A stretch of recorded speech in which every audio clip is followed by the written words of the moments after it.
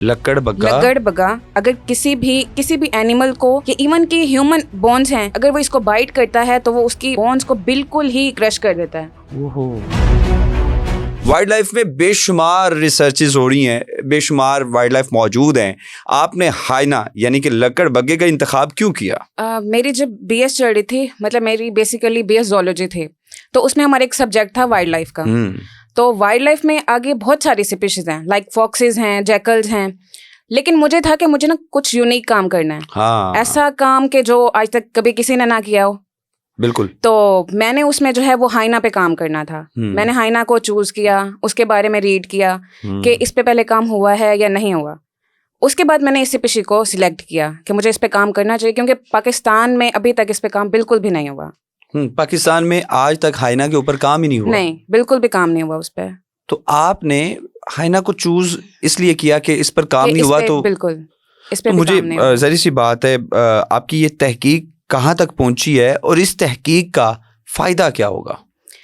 हमारे पास जो wild life की हैं, जितनी भी स्पीशीज हैं, उनकी पॉपुलेशन जो है वो डे बाय डे कम हो रही है। अच्छा। और इसी तरह जो हाइना की स्पीशी है, क्योंकि ये एक वल्नरेबल स्पीशी है, इसके ऊपर मतलब कोई इतना ध्यान नहीं देता। वाइल्ड लाइफ के ऊपर वैसे भी बहुत कम लोग ध्यान देते हैं। तो इसकी जो पॉपुलेशन है वो बिल्कुल डिक्लाइन हो रही है। तो मैंने जो एरिया सिलेक्ट किए, वहाँ पे मैंने उसकी पॉपुलेशन को देखा कि वहाँ पे उनकी पॉपुलेशन कितनी है, या उस पर काम करना चाहिए या नहीं करना चाहिए, कि उसकी पॉपुलेशन डिक्लाइन हो रही है या एक्सेस में है। डॉक्टर साहब, ज़ाहिर सी बात है, एक तहकीक करते हुए हमें बेशुमार मुश्किलात का भी सामना करना पड़ता है।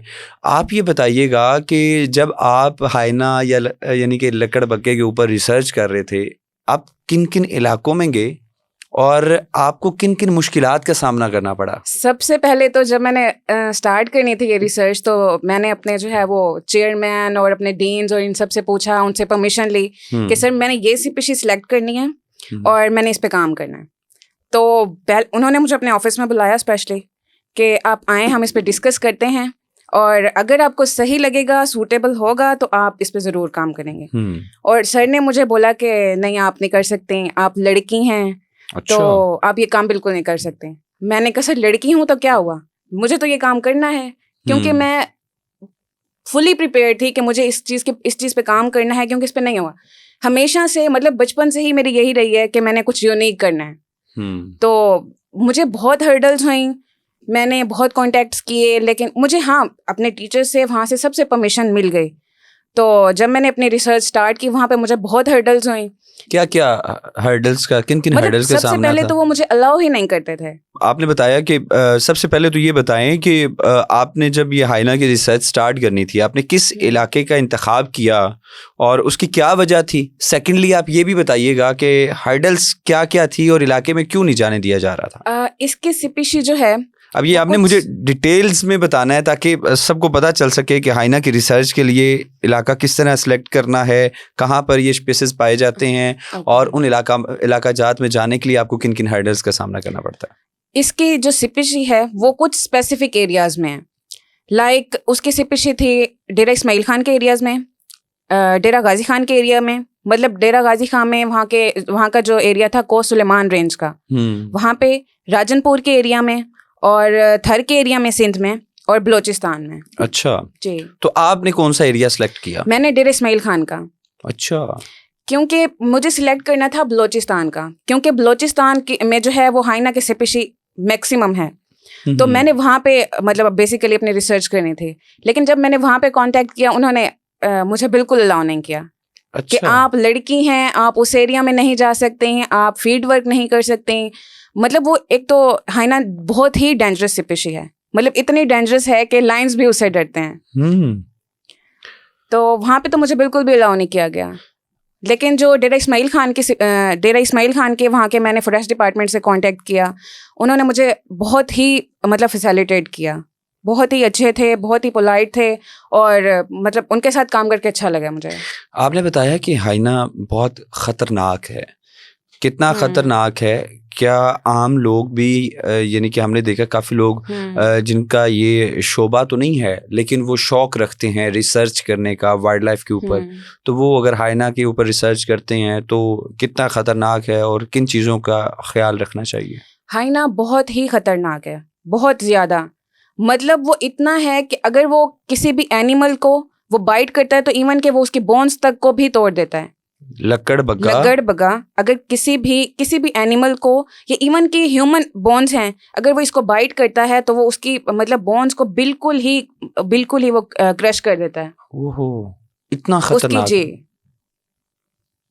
तो जब आपने इंतखाब किया डीआई के यानी कि डेरा जी। इस्माइल खान का इंतखाब किया, फिर आप वहाँ पर कैसे गए, कितना अरसा आपने वहाँ पर रहे और वहाँ पर किस तरह आपने सर्वाइवल आपका कैसे था? वहाँ के जो फॉरेस्ट डिपार्टमेंट के डीएफओ थे, उन्होंने मुझे फैसिलिटेट किया, उन्होंने मेरे साथ गार्ड्स भेजे, उन्होंने मुझे गाड़ी दी, उन्होंने मतलब वो जितना फैसिलिटेट कर सकते थे उन्होंने मुझे किया।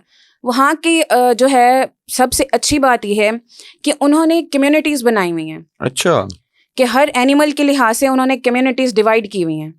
नहीं, जो इलाका आपने सेलेक्ट किया था वो ज़रई था, सहराई था या फिर पहाड़ी इलाका था? पहाड़ी इलाका था। अच्छा, यानी कि जो लकड़बग्गा है ये मोस्टली पहाड़ी इलाकों में पाया जाता है। ठीक, तो फिर आप वहाँ पर कितने दिन आपने स्टे किया और आपकी रिसर्च के ऊपर कितना वर्क रहा? मैं वहाँ पे स्प्रिंग में गई, मैं वहाँ पे फॉल में भी गई। मतलब मुझे वहाँ का देखना था कि बेसिकली मुझे फाइंड करनी थी कि उसकी हैबिटेट कैसी है और उसका इकोलॉजिकल सिस्टम कैसा है। तो मुझे फॉल में भी जाना पड़ा और स्प्रिंग में भी जाना पड़ा। मतलब अच्छा। दोनों सीजन्स में मैं गई थी। तो फिर क्या रिसर्च, लकड़बग्गे के ऊपर क्या रिसर्च फाइंडिंग क्या निकली? फाइंडिंग ये थी कि मुझे वहाँ की पॉपुलेशन देखनी थी। कितनी पॉपुलेशन है उसकी पॉपुलेशन मतलब मैंने वहाँ पे जाके जो है वो 3 से 4 जो है वो मेरे स्पेसिफिक एरियाज थे। लाइक वहाँ का एक एरिया था डबर सखर कोना, निष्पा वैली थी वहाँ की। अच्छा। और था रागासर था और लंडी कुतरजई। मतलब ये 4 एरियाज थे जो मैंने सिलेक्ट किए थे अपने सिपिशी के लिए। अच्छा। मतलब कुछ एरियाज ऐसे थे जहाँ पे उसकी पॉपुलेशन बहुत ज़्यादा थी, लाइक 25 to 30 थे।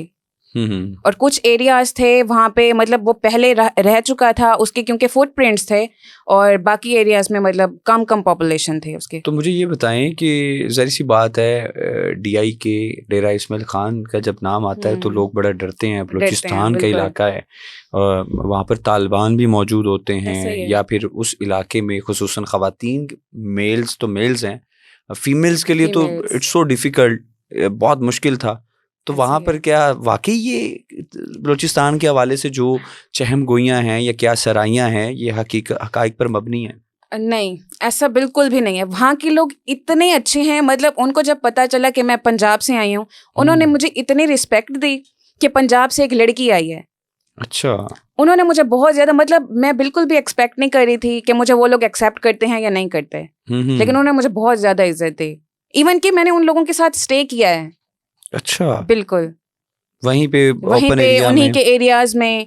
मतलब कि मुझे ऐसे लग रहा था कि वो हम वो पढ़ते होते थे कि वो कदीम एरिया के लोग होते हैं और वो गारों में रहते हैं और पत्थरों के मकान थे और इस तरह से, और वाकई मुझे वहाँ जाके रियलाइज़ हुआ है कि वाकई वो लोग इस एरिया में रहते हैं। क्या वाकई वहाँ पर पत्थरों के मकान बने हुए हैं और वही असलहा और उसी तरह वो रहते हैं? बिल्कुल बिल्कुल ऐसे ही है। क्या देखा क्या आपने वहाँ पर? ये वहाँ के लोगों की जो है जो जिस तरह से वो रह रहे थे, मतलब वहाँ पे मैं आपको बताऊँ, वहाँ पे ये सोशल मीडिया का, इवन कि वहाँ पे फोन का कॉन्सेप्ट भी नहीं था, कि वहाँ की औरतों को फोन का बिल्कुल भी आइडिया नहीं था कि फोन भी कोई चीज होती है।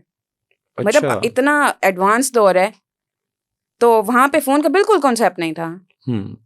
और पंजाब से एक लड़की गई, मुझे तो उनकी लैंग्वेज भी नहीं आती थी। अच्छा। उनको अंडरस्टैंड करना लैंग्वेज बहुत बैरियर मुश्किल था। बहुत बड़ा बैरियर था कि अब वो बलूचिस्तान में हैं, आप पंजाब से हैं, या आपको अगर आपका इलाका चूँकि सराइकी पट्टी है तो जनूबी पंजाब है, तो आप सराइकी बोलते हैं या पंजाबी या उर्दू या इंग्लिश। अब बलूचिस्तान में गए हैं तो वो लैंग्वेज बैरियर और चीज़ें समझाने में कितना मुश्किल होती थी या समझने में? ऐसे ही है, वो बताएं ज़रा। उनकी औरतों को तो बिल्कुल समझ नहीं आती थी, कि अगर मैंने उनसे उर्दू में बात की है तो उनको बिल्कुल समझ नहीं आनी थी। हाँ, उनके मेल्स थे, उनको समझ आ जाती थी, क्योंकि वो डीआई खान जब सिटी में आते थे उनको उर्दू वहाँ पे बोलनी पड़ती थी, तो उनको उर्दू समझ आ जाती थी। ठीक हो गया।